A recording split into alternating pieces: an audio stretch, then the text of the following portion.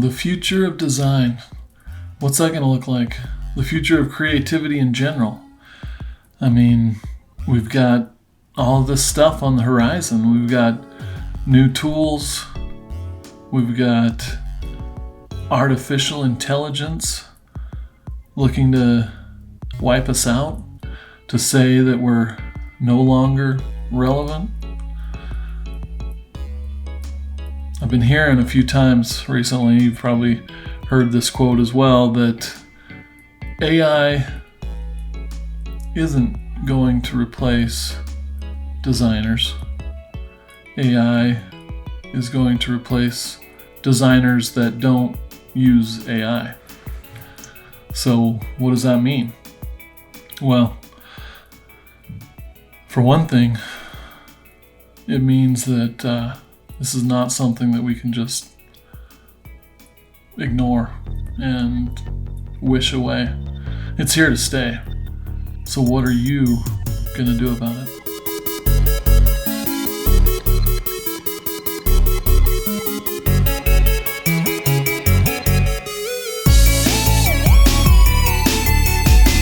That's right, friends. Welcome back. It's your boy, Ike, and here we are, episode 64. Reminds me of a Beatles song. When I grow older, will you still love me when I'm 64? Something along those lines, right? Well, we're getting up there. Episode 64 is here. Welcome, welcome, welcome. And this is one of those episodes where I've had a few things bouncing around. I've been thinking about, if I were a listener and I was curious about things, and this being, December 22nd or whatever, of 2023. I mean, how futuristic does that sound, right? Well, I asked myself, what would I want to hear, And I kicked it off in the beginning there with the with my little intro, my little teaser that's designed to hook y'all into wanting to stay and hear more of what I've got to say today, because it's just me. It's me and my thoughts, and there may be some hot takes in there. You're not going to agree with everything I say, and that's perfectly okay. And I would expect that of my intelligent, free-thinking audience, right? Yes, I'm talking about the tens and tens of you out there who listen to this little podcast episode in and out, and I appreciate you. And well, let's get to it. I still haven't answered that question. What would I want to hear? Well, I've had a lot of thoughts, potential anxiety, but I try to push that out. I try to tell myself, no, I'm not gonna get pulled into the doom saying about AI and about what that's going to mean for us as creatives who create things on the computer, especially because, it's not really made its way into the analog world quite yet. But, what do we do in that type of scenario? What does the future of creativity look like for those of us who have been earning a living off of being able to create things? And the more senior we get, maybe the faster we are. Maybe we've, been faced with the same problem or something similar time and time again. And so we start to be able to lean on our experience. But then you've got AI that just magically seems to have the answer in seconds. And whether it's ChatGPT and you're getting, it can give you images as well, but it's giving you help on your writing or ideas for a new story or a game or whatever, or it's, just generating graphics. through something like Midjourney or dall-e or the Adobe products. They've got Adobe Firefly, and it can be a little unnerving. And not that I had to sign an NDA, but I respect my clients.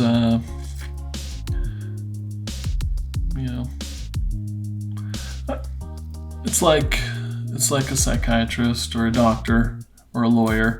There's the client privilege. Like, I'm not going to divulge everything. So with that in mind, this past week I was able to attend Adobe's kickoff for 2024.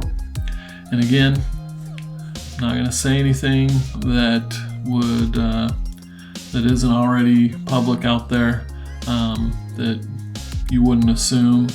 I'm not going to give any details on new products or initiatives or anything like that.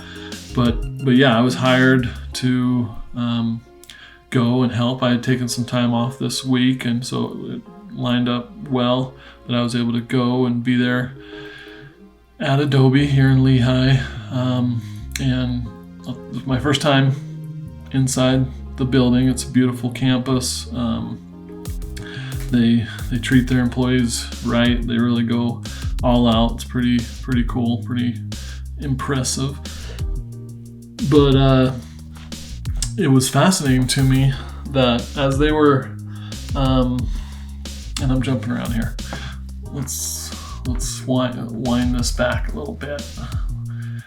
So I was hired to take visual notes on a 9-foot by 7-foot board.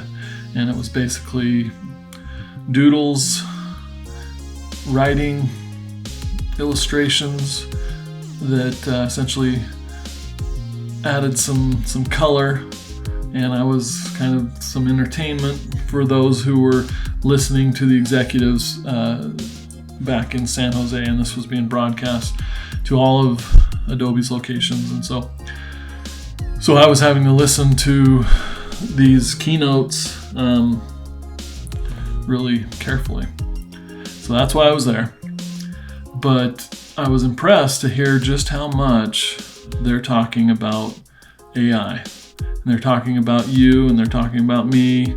They're talking about those of you out there who may not feel real comfortable with the Adobe suite, or maybe you're a designer who uses Illustrator and Photoshop, in InDesign, the 2D world type of stuff, but you haven't delved into the 3D world. Well, as we've seen, Adobe's making their way further and further into 3D, and they see that as an up-and-coming thing. And I was just amazed at how generative AI is their focus, and they see a lot of growth there. It was fascinating to hear that a company of their size, now they're a public company, so it's going to be public knowledge that they're they made $19.4 billion in 2023. That's billion revenue, 19.4 billion. Now I look at the companies I've worked for, the company I currently work for, and we're light years away from even a billion. We're maybe knocking on the door of 100 million, a tenth of 1 billion, and then we're talking, they're gonna cruise right past 20 billion in 2024, guaranteed. So it was just fascinating to hear a company so big, so powerful, a brand that's so well known, and they're just investing full force into AI. I was interested to hear that even with their tools, Firefly, the generative fill stuff inside of Photoshop and Illustrator and even Premiere, that they admit as well that you don't necessarily always get what you're asking for, and that it's not easy. And so while you would think that the demand on like stock photos or illustrations would go down if you can just basically, manifest those things with AI, you can't necessarily get what you want, especially, every once in a while if you don't know what you want exactly and you give it a general, prompt and you get something cool and you're like, wow, but then you start to dig deeper and ask it, make this change or that change, or let's add this into there, it doesn't do a great job. But they said that even in this environment where AI is increasing the demand of it, the usage, that you might think that the demand for stock would go down, but it's just actually been the opposite, because people go to create something with AI, maybe they get their first thing, or maybe they get 2 of 10 icons happen to come together pretty predictably inside of AI, but those other 8, they just can't nail it. So they'll go to Adobe stock and find what they need and maybe make minor tweaks or whatever. That's just one example. So essentially, what I'm trying to say is that just because AI is out there and it's getting increasingly smarter and faster, there are still a lot of limitations. And the gist of what I was getting from Adobe is that they realize that there are use cases where people are okay with something that's good enough. It's just for a pitch or to kind of help get the ball rolling, or it's not finished output. And their generative AI stuff works pretty good for that. But when it comes to specific high caliber quality stuff, their users, all of us, are basically telling them that it's not good enough, the AI is not there. And so they're obviously they're delving more into AI and how do we make it better, but they, and I share this same sentiment, feel that the artist, the creator, is still a necessary part. And I've talked about this before. When the computer graphics first became a thing, and then 3D animation or special effects or whatever, for those who aren't actually doing that work on the computer or in 3D, they'll buy the narrative that, it's just a push of a few buttons and those things basically do themselves, and so it's not artistry anymore. Those people are taking the easy route. And while that's true to a certain degree, when it comes to real quality professional work, design work, animation, illustration, whatever, the things that you and I love to do, and we will continue to love to do that, AI comes up short. And if those of us who do have some experience and are professional creatives or designers, what we can do with AI can far surpass that of someone who doesn't have those skills, or that isn't their passion to constantly be creating and learning. I look at web design, for example.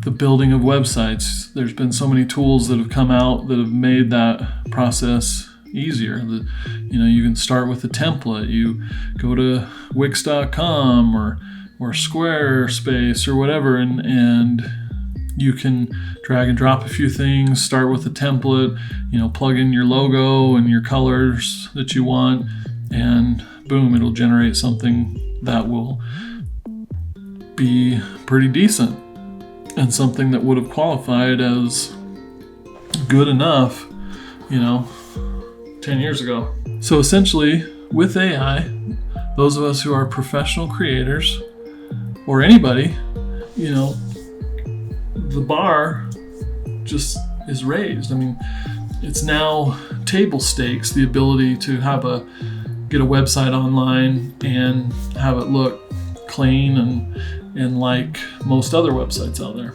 That's great. And with AI, if you tell it, hey, I want an image of this scene, it'll generate something that looks like other things that are already out there in a lot of cases. And so you start to see that, AI is getting a little bit more predictable.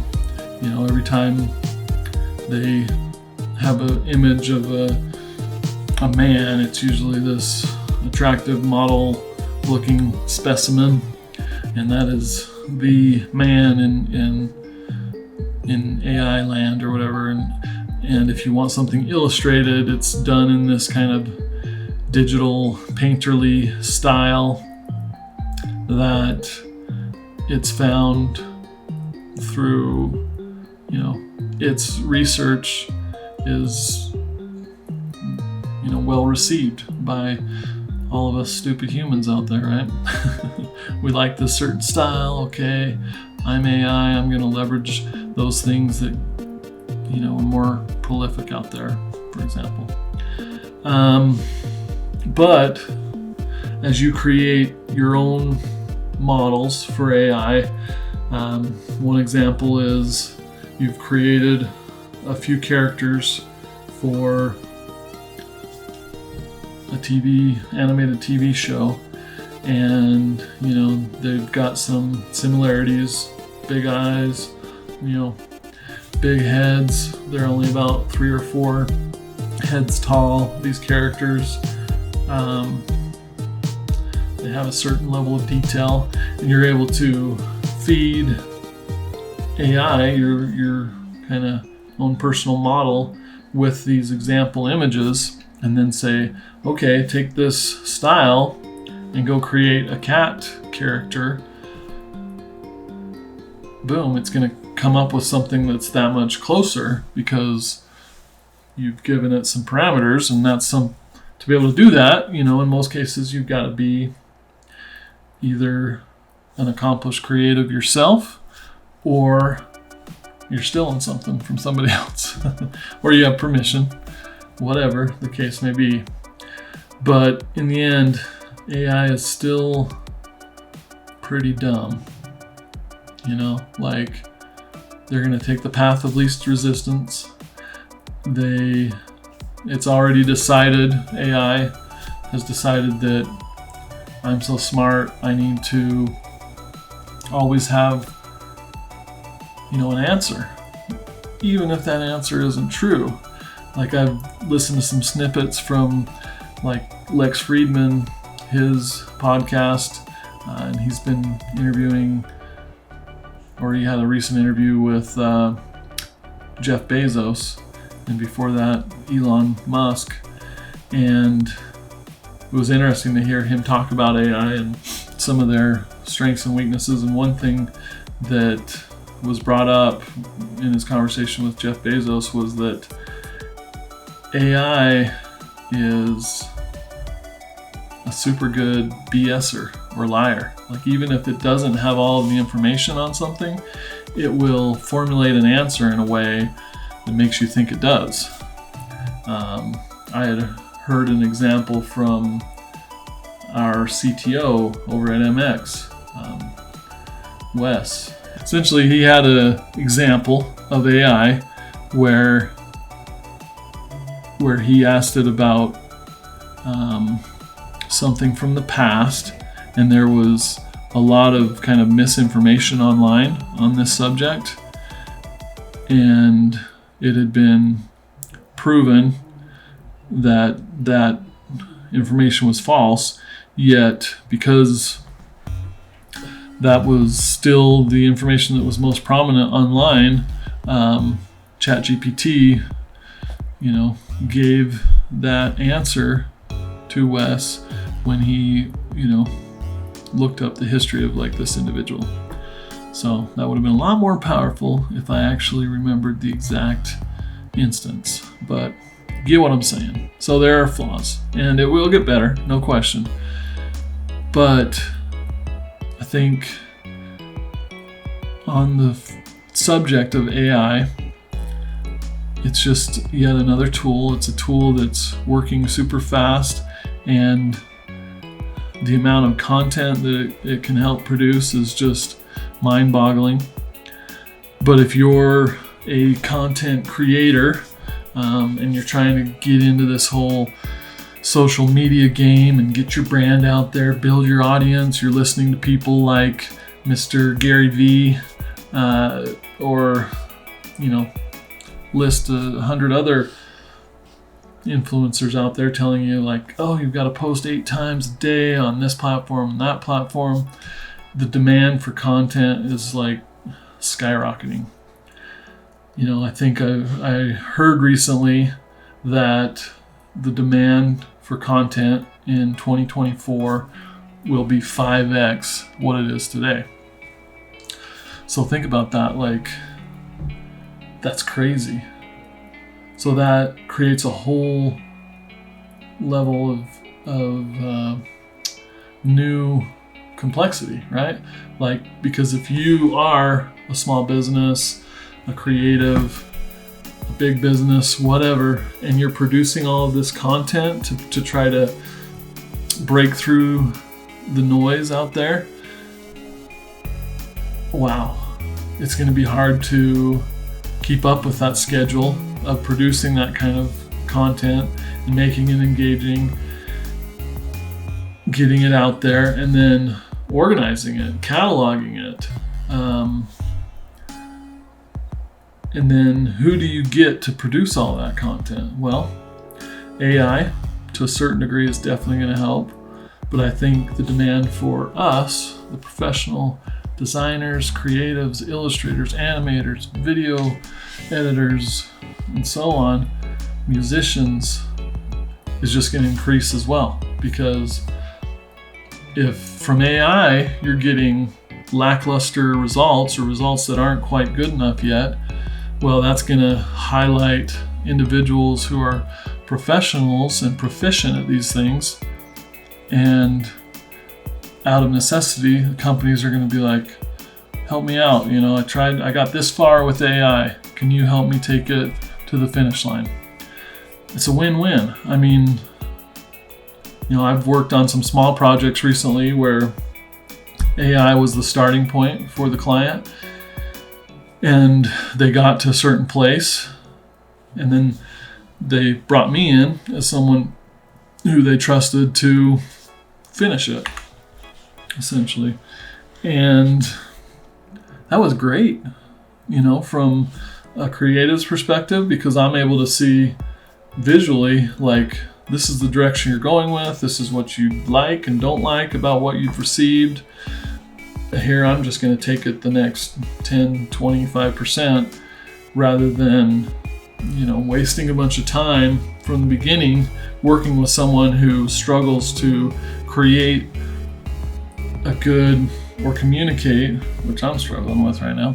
They struggle to communicate what it is they want. And so you're wasting the first 50% of the budget going back and forth and being like, is it more like this, more like that? There are things that we do to try to break through that, point to existing logos, for example, if you're doing a logo design, and say, what do you like about this one? Or what do you like about that brand? Or what would you take from this or that? And AI is just making it easier for our clients, which then makes it easier for them to communicate to us, which then makes our experience that much better on the project. And then we're able to come in and take it that last 10, 20%, whatever the case may be, and be the hero and be that person that helped them see their vision, which as a designer is really what it is. It's not your vision. You're helping to communicate your client's vision to their audience. It's not fine art, right? And that's a whole other direction we could go. So, while AI is definitely part of our future, it's part of the creative content world, it's not going to replace us anytime soon. The demand for what we do is just going to increase. And I think what it's going to allow us to do is to do more, to do bigger things. If you're a filmmaker and you're wanting to create your vision as a director on your own, solo type of situation, you don't have the money yet to hire a big crew, you can get the ball rolling, work with AI like ChatGPT as your team of writers and say, I generally want a story about this. Here are some bullet points. AI, ChatGPT will come back to you with, oh, okay, here's this. And you can go chapter by chapter, whatever, get it dialed, have it a screenplay produced, just like you would with a team of writers. And that doesn't mean that you wouldn't get a better result from a team of professional writers. I'm sure you probably would. But in this scenario of small scale, the democratization of storytelling and filmmaking in this case, or if you're, wanting to get that creative vision established. And again, as a director, you can go to dall-e or Midjourney or Adobe Firefly and tell it, hey, I'm looking for an image like this. I want these 3 characters. It should be a nod to this time period, but set 400 years in the future or whatever. And just like you would with a team of concept artists, you're going to get back some ideas. And then you get to decide, as the individual filmmaker, where you want to focus the majority of your time and energy and talents. So that may be just big picture, bringing it all together. Or like in my case, if I were doing that, I'd be like, I want to make sure that the art direction is 100% coming from me and that I have my thumb on that bad boy throughout the entire production. And so I might create the initial sketches or rough, concept art, and then provide that to the AI, art model to use that as a starting point. And through some back and forth, we might come up with some better ideas. And then I might take those 3 main characters and spend my time, building those in 3D, animating them, breathing life into them, and AI has very little to do with that. But for all the supporting cast, the environments, the props, whatever, I may let my team loose on that kind of stuff, or AI, right? So it's exciting, and I think it'll make what's possible that much bigger, right? That, I think, was it George Lucas or somebody like that, basically said the days of the big blockbuster film pretty much over. And we're seeing that come to fruition right now, right? You've got these big studios like freaking Disney who own Pixar, they own Marvel, they have all these great IPs, or this vast library of IP, singular, right? And yet they can't just spend $300 million and expect to get that back in the box office. And the past year or two has definitely put a major exclamation mark on that whole thing. Whereas, you get some of these smaller studios that have only been around a couple years that can maybe work more agilely, and they're producing amazing stuff, and they don't even have really their own IP. Maybe they, like, you look at the recent Mario movie, or Into the Spider-Verse. Those are existing IPs that the different studios had to license that stuff, but then they were making something that was entertaining rather than trying to push their agenda onto all of us, right? Like some of these bigger studios. I mean, Sony's huge, of course, but there are a million other examples of much smaller scale stuff that's being created and getting more love. Just look at the creative space that is YouTube. There's a lot of big players out there trying to crack that nut, and they put money into it, and they have a modestly large following and get some views, but they have to put so much more resources in that to where it's probably break even. It's not a real revenue stream for them like it is for a Mr. Beast, or you can tell I'm not up on all the cool kids out there. The content creators, the influencers that obviously they're learning and they're getting big, but they're putting relatively small amount of resources into those videos and really getting a huge payoff from them. And so that's what AI is going to do. It's going to put power into the hands of the individual. And if you're a professional individual, or you're a small studio and you're doing work for clients, you can save them, your client, a lot of money, a lot of headache by leveraging AI early on, and even encouraging them to go ahead and, okay, why don't you do some prompts, get it to a certain point, and once you've got a general direction, let's meet again and we'll take it from there. And I think that'll just become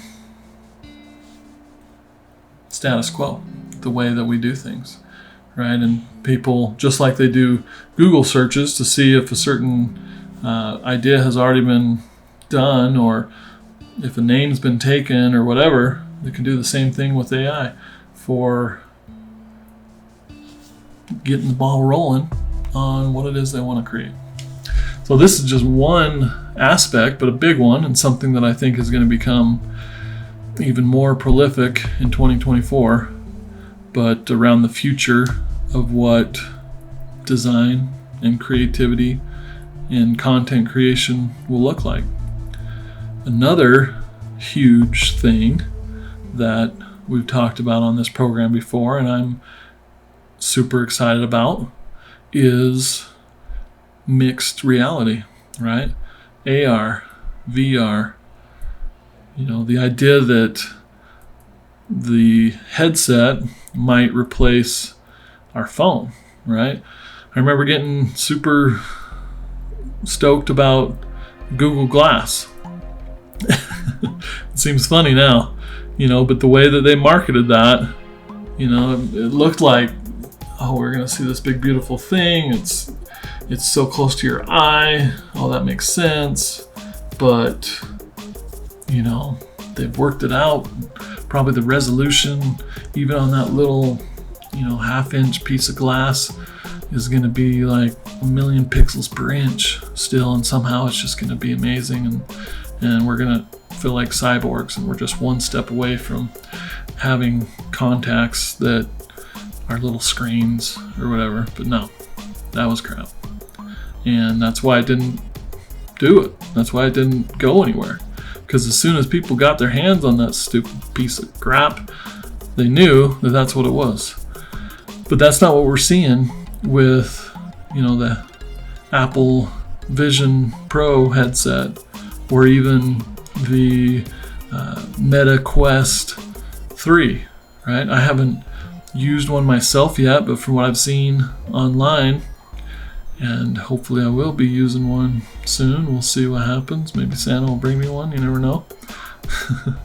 But you're seeing some amazing stuff. People are wearing those.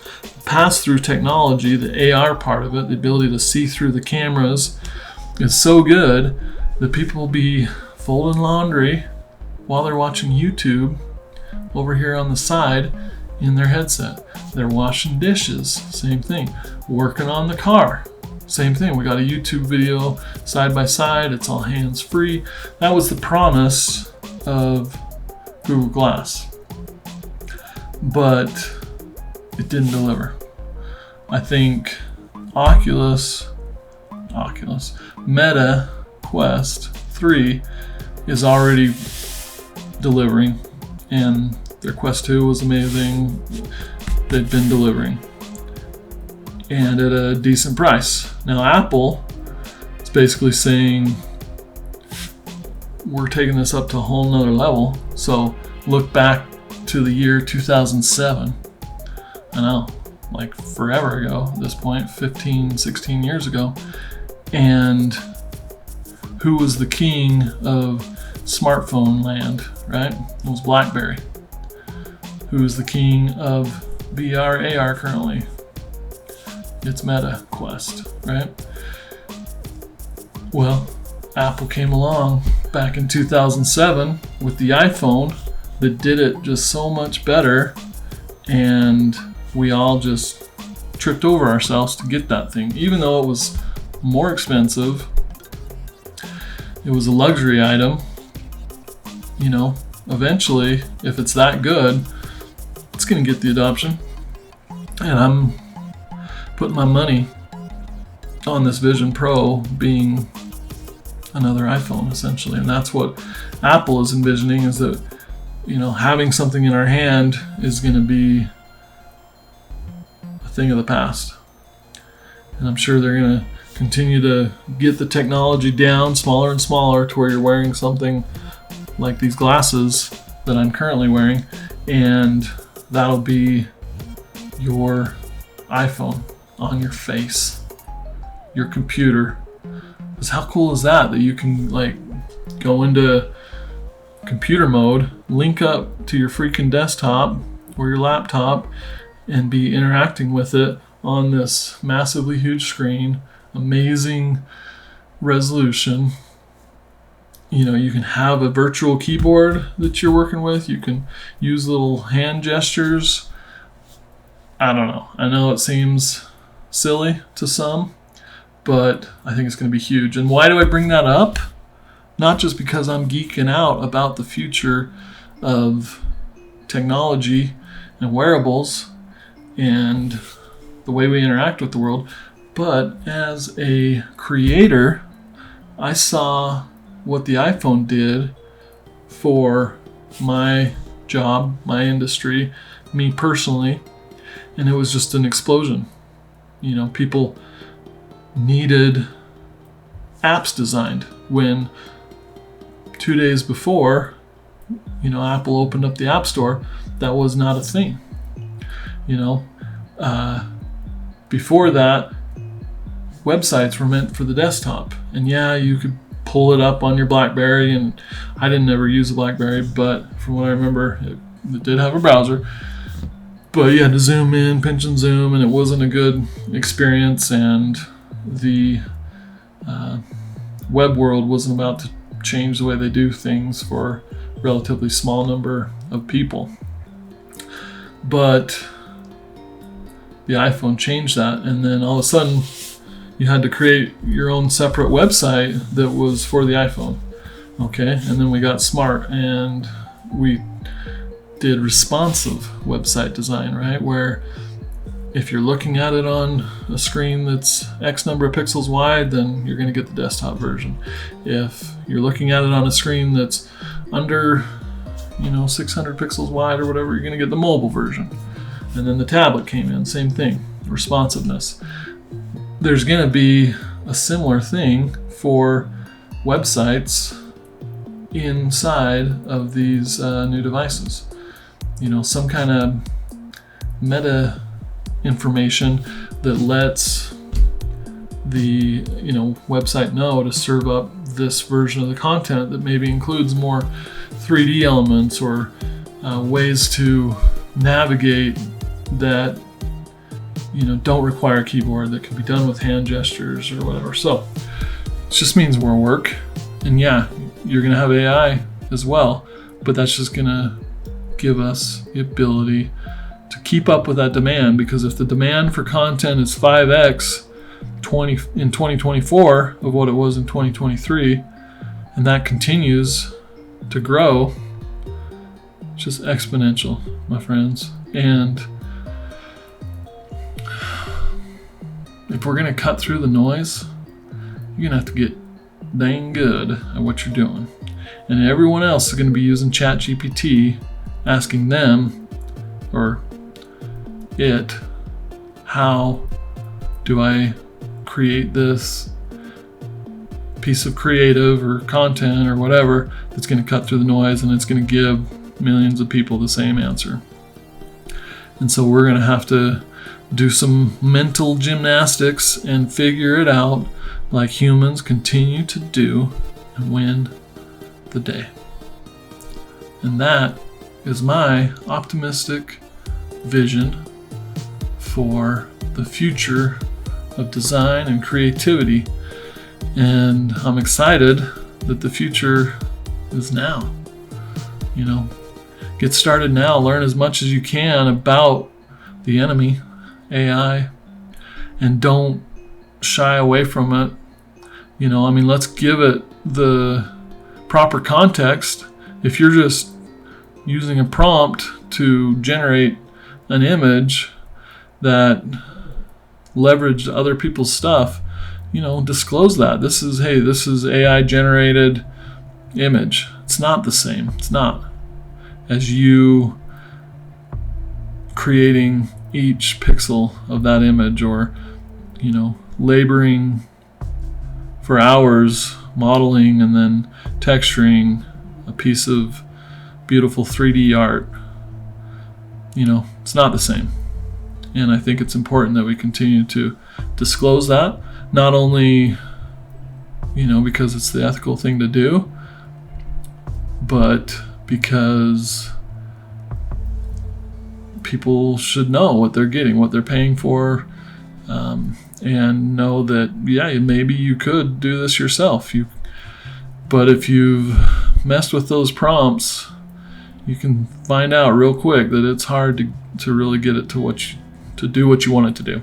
The documentation on Midjourney, for example, is almost as extensive as the documentation for Blender. You can get into both tools and create something fairly quick, and it looks cool, and you've done something. But when you really want to create something special, when you really are trying to get it to do exactly what you want it to do, then it takes a master. So what are you going to master in 2024? It's time. It's just days away. So figure that junk out, my friends. And until next time, keep on creating.